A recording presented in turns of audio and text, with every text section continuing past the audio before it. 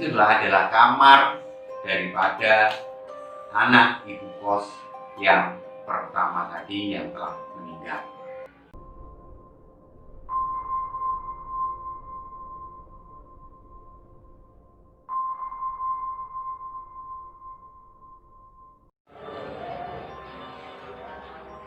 Assalamualaikum warahmatullahi wabarakatuh. Setelah berjumpa kembali bersama kami dan Bagus Channel Mistis bersama Om Erik, obrolan mengerikan.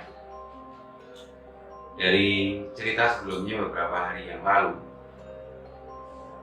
kami mendapat kiriman cerita dari seorang teman yang cukup lama tidak pernah bertemu. Ternyata mereka juga mengikuti channel kita.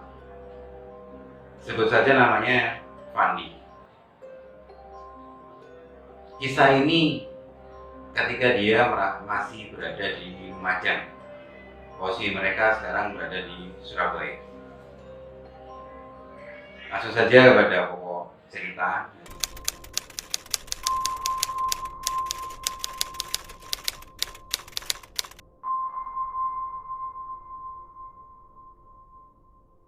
Pada saat itu Mas Fandi ini terus kemudian mencari sekolah menengah pertama di Surabaya.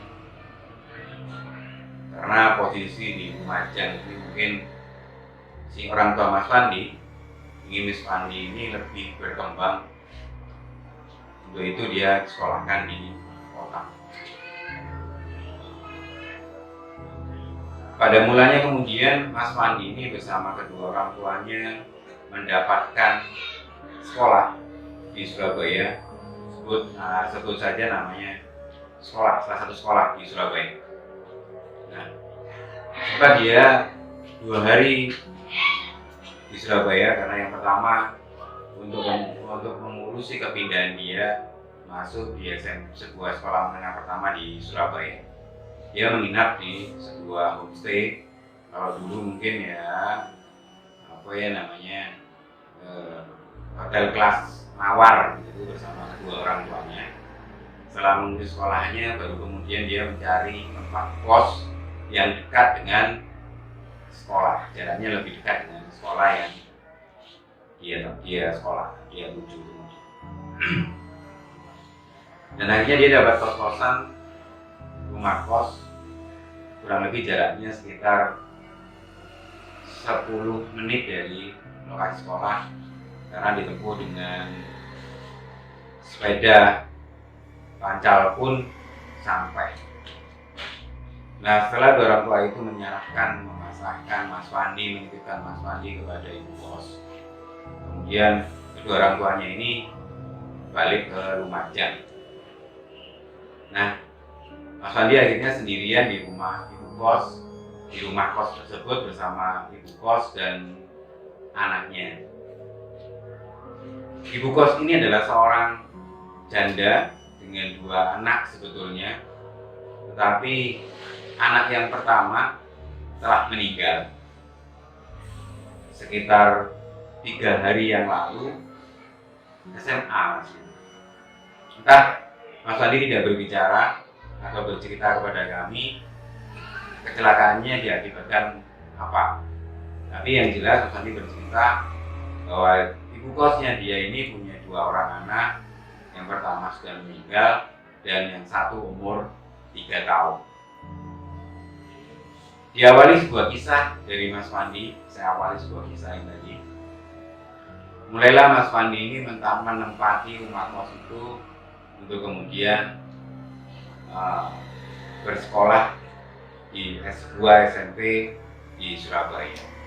Pada hari-hari seperti biasa, Mas Fandi ini mulai proses belajar mengajar, mulai hari masuk aktif untuk masuk ke sebuah SMP. Hari-hari biasa tidak terasa apa-apa untuk menempati rumah itu karena Mas Fandi berangkat pagi, pulang siang, makan siang, kemudian masuk kamar, tidur, belajar, besok pagi tidur lagi, besok pagi sudah berangkat sekolah. jarang sekali untuk kemudian berbicara dengan ibu kos. Ternyata setelah beberapa hari, 1 minggu, Mas Fandi ini mulai kenal, atau si anak ibu yang umur 3 tahun ini mulai kenal dengan Mas Fandi. Karena Mas Fandi ketika keluar beli makanan atau beli apa, si anak ibu yang umur 3 tahun ini sering dikasih jajan. Anak kecil ini kemudian sering main ke tempat kamarnya Mas Fandi. Karena sebetulnya kos di sana tidak hanya Mas Fandi, sebenarnya banyak, ada 6 orang dia bercerita. Tapi kebetulan Mas Fandi ini menempati kamar yang ada di dalam rumah. Karena yang 5 orang itu mahasiswa semua, hanya Mas Fandi yang saat itu masih SMP. Nah, akhirnya karena umur 3 tahun, lucu-lucunya anak, sudah kenal, sering main ke kamarnya Mas Fandi, sering dikasih kue dan semuanya. Mas Fandi akhirnya saking akrabnya sering menggoda lah, biasa guyon, menggoda, nyupir atau menggoda atau nakut-nakuti atau dikejar sampai dalam rumah, bahasanya ya burol. Nah, dan pada suatu ketika, saking guyonnya ini mungkin keterlaluan Mas Fandi menggoda si adik kecil ini. Kemudian si adik kecil ini menangis lari ke dapur. Di dapur si ibu kos sedang masak, lari ke dapur. Karena sebetulnya seguyon-guyon biasa saja, maka Mas Fandi tidak merasa bersalah, hanya nangis. Nah, setelah si adik kecil ini nangis, otomatis ya memeluk ibunya gitu. Dan kemudian si ibu kos ini berbicara ke Mas Fandi, jangan digoda, boleh nanti kalau kakaknya marah kamu hati-hati loh kalau kakaknya marah, begitulah kurang lebih bahasanya. Si Fandi ini ya tidak merasa apa-apa, ya cuma ketawa, ya bu kos menggurau saja loh, karena musuh anak kecil. Ya mungkin bu kosnya berbicara itu juga lepas dari sadarnya, artinya tidak ada niatan untuk menakut-nakuti atau apa, tidak, hanya sekedar supaya si adik ini diam. Nah, setelah itu, kejadian itu, ditegur ibu kos itu, taruhlah begitu. Mas Fandi ini ketika malam hari, kadang-kadang dia terbangun di malam hari. Padahal tidak ada satu firasat, tidak ada satu hal pun yang istilahnya membuat dia ngeri atau membuat dia ada satu pertanyaan, kenapa saya selalu bangun tengah malam jam 12, selalu bangun jam 12 malam, dan ketika bangun juga tidak ada apa-apa. Kemudian Fandi bercerita kadang dia ingat karena memang tugas atau PR-nya belum dikerjakan, jam 12 itu baru dia bangun untuk mengerjakan tugas-tugas dari sekolah, bahasa dulu mungkin PR lah, pekerjaan rumah. Nah, karena Mas Fandi enjoy dengan dia terbangunnya setiap malam jam 12 malam mesti bangun, tiba-tiba begitu sering bangun, padahal ya tidak niat, juga tidak ada alarm. Makanya Mas Fandi ini enjoy, keasikan, nyaman dengan dia selalu bangun di tengah malam jam 12 malam. Jadi ketika ada tugas-tugas dari sekolah, dia tidak langsung mengerjakan karena dia yakin bahwa nanti jam 12 malam saya pasti bangun dan saya akan kerjakan itu nanti jam 12 malam sambil luruskan belajar. Dan di malam-malam berikutnya barulah kemudian mengalami sebuah kejadian yang aneh. Dia terbangun tetap di jam 12 malam, tapi dia merasakan bahwa selimut dia itu ditarik. Jadi selimutnya dia ditarik. Kalau kemarin-kemarin tidak apa-apa, tapi ini seperti dia merasa bahwa selimutnya ditarik, seperti ditarik begitu. Dia sedikit agak bingung. Nah, anggaplah selimut itu ketendang oleh kakinya. Dia terbangun, kemudian dia tetap melakukan rutinitas mengerjakan pekerjaan rumah di tengah malam. Malam besoknya begitu lagi. Yang ini malam kedua, selimut dia ini ditarik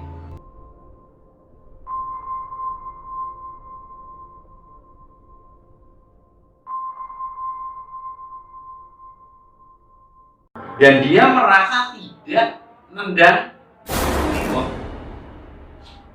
Jadi rasanya itu pelan-pelan seperti dia seret gitu.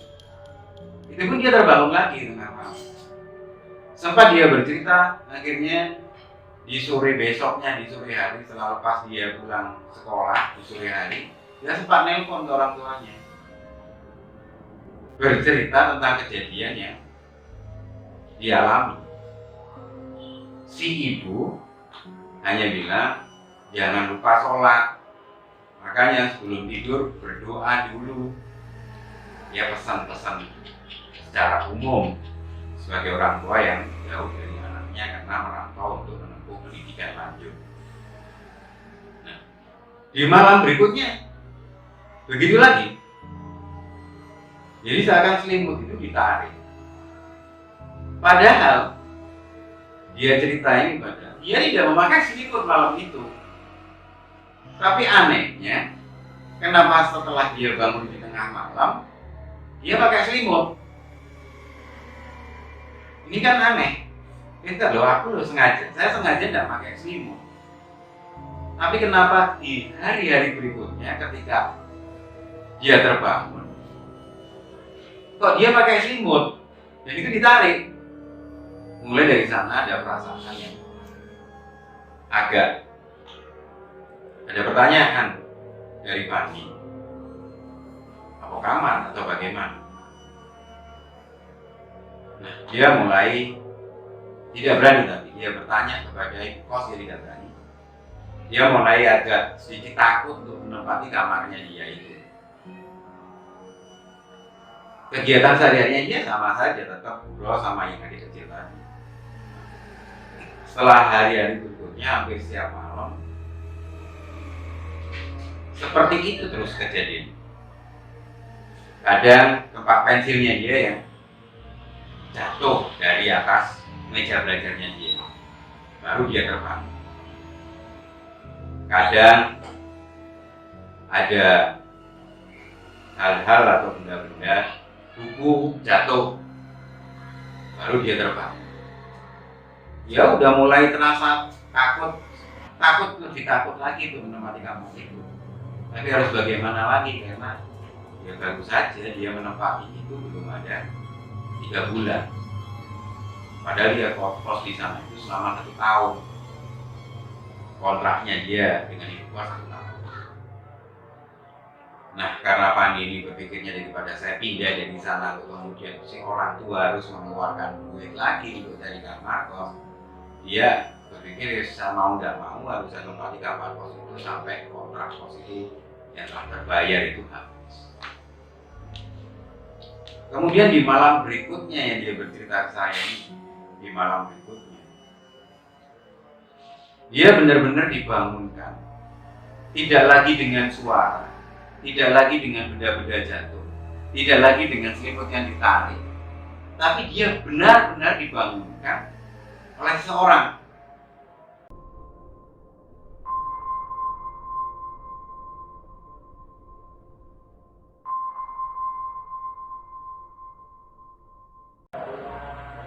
Dia dibangunkan oleh seseorang dengan cara, menurut dia cerita ke saya, dengan cara di telinganya dia,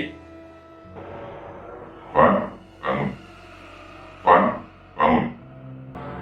dia mendengar, tapi dia takut. Dia tetap tidur, tapi dia sebetulnya nggak tidur. Mata terpejam, tapi dia nggak tidur. Matanya saja yang terpejam. Pandi saking takutnya Pandi. Selang beberapa tidak lama menurut dia, tidak lagi dibangunkan dengan suara, tetapi dibangunkan dengan tepukan tangan ke paha dia. Pandi, bangun. Pandi, bangun. Kurang lebih begitu. Pandi, bangun. Pandi, bangun. Akhirnya si Pandi ini memercingkan mata, bagaimana bahasanya itu. Nah, mata sebelahnya dia agak sedikit dibuka. Dia melihat, tidak berani melihat secara membuka mata secara sempurna, tapi dia memicingkan mata, membuka mata sedikit. Dia melihat ada sosok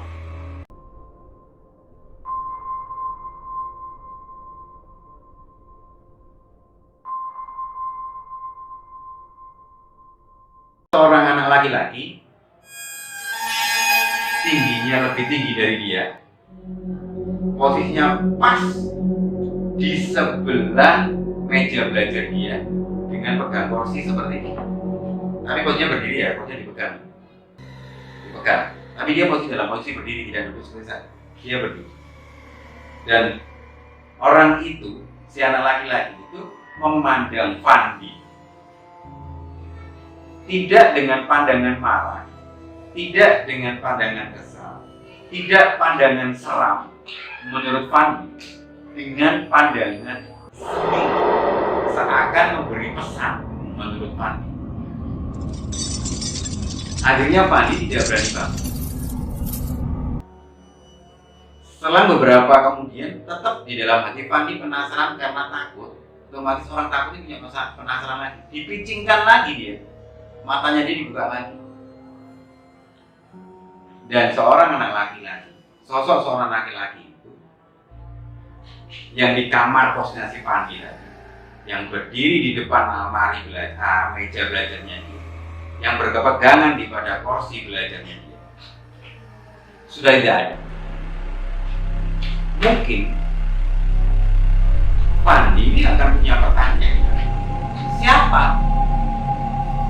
Tapi karena saat itu kondisinya adalah tengah malam, tidak mungkin si Fandi ini untuk ceritanya dia, tidak mungkin saya keluar kamar teriak atau saya mau bangunin ibu kos untuk bertanya. Jam 12 malam sampai pagi subuh, si Fandi ini bercerita tidak bisa tidur, tapi juga tidak berani untuk bangun. Perasaan si Fandi bercerita, dia sepertinya punya keinginan untuk kencing, punya keinginan untuk kebelet beol. Jadi dia kebelet pipis, dia kebelet beol. Saking takutnya Fandi, kalau menurut cerita Fandi, saya melihatnya, saking takutnya Fandi, hanya Fandi tetap dalam rebahan di tempat tidur kamarnya, kamar kos itu. Dia tidak bangun, tapi dia juga tidak tidur. Dalam posisi mata tertutup, tapi tidak tidur. Bisa dibayangkan bagaimana capeknya Fandi mulai jam 12 malam sampai subuh. Bergerak pun katanya dia tidak berani. Jadi tetap dalam kondisi miring ke kanan, menempel pada dinding kamar. Selang terdengarlah suara azan subuh. Itu pun Fandi masih tidak berani terbang. Setelah jam 6 pagi, baru dia terbangun untuk kemudian mandi. Setelah dia mandi, mau berangkat sekolah seperti biasa, Fandi ini tidak berani bertanya ke ibu kos, juga dia tidak berani bercerita, masih tidak berani. Dia berangkat sekolah.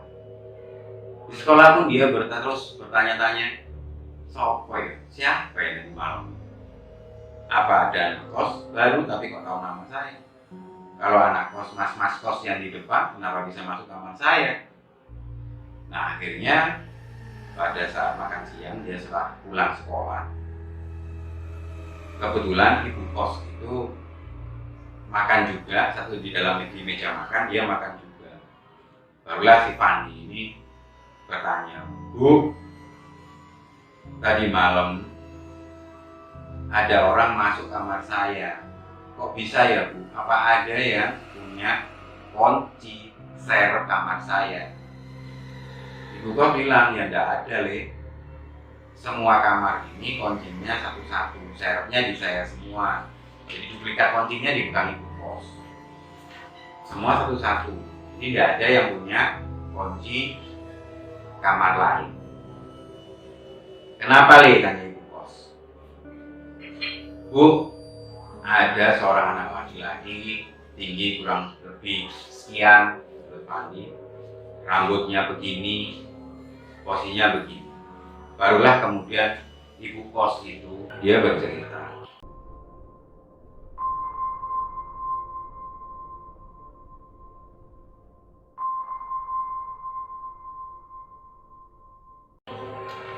itulah anak saya yang pertama, kakak daripada anak kecil yang umur 3 tahun, anak ibu kos yang kecil yang sering bergurau dengan Fandi. Dan barulah ibu kos bercerita juga bahwa kamar yang sebetulnya ditempati Fandi itu adalah kamar daripada anak ibu kos yang pertama tadi yang telah meninggal. Baru dari sini kemudian ibu kos, itulah yang saya bilang, kalau kamu sering-sering goda adiknya, karena si adik kecil ini adalah adik kesayangannya anak ibu kos yang pertama dan sering tidur di kamar itu. Sebelum kamar itu ditempati Fandi, adik kecil ini kalau siang nggak mau tidur di kamar itu, tapi tidurnya minta di kamar kakaknya. Mungkin kangen kan? Nah, Vanila bertanya, ternyata si anak ibu ini meninggal belum sampai 40 hari. Barulah Fandi kemudian meminta maaf kepada ibu, bos, bu, saya mohon maaf karena sering menggoda adik, karena sebetulnya saya tidak menggoda tapi mengajak gurau. Ya, saya paham, jawab.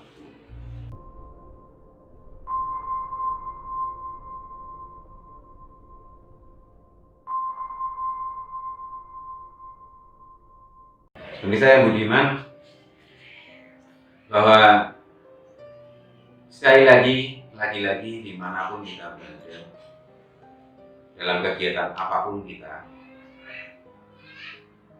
satu hal yang perlu kita tekankan bahwa yang kita utamakan adalah Allah. Dimanapun, sempatkan yang harus kita ingat adalah Allah. Yang dimaksud dalam hal ini adalah tentang, ya, kalau memang sholat. Waktunya sholat, ya sholat. Usahakan jangan terlambat. Tapi yang namanya manusia tetap, saya juga begitu. Tidak bisa begitu suara azan kita melakukan, tapi tetap kita laksanakan yang namanya sholat, karena itu hukum wajib. Sekian dari saya. Ikuti terus cerita berikutnya. Baik, mungkin saya akan mendatangi narasumber ataupun narasumber datang ke saya untuk bercerita tentang pengalaman mistisnya dia. Tetaplah bersama Den Bagus Channel Mistis bersama Om Eri, obrolan mengerikan. Wassalamualaikum warahmatullahi wabarakatuh.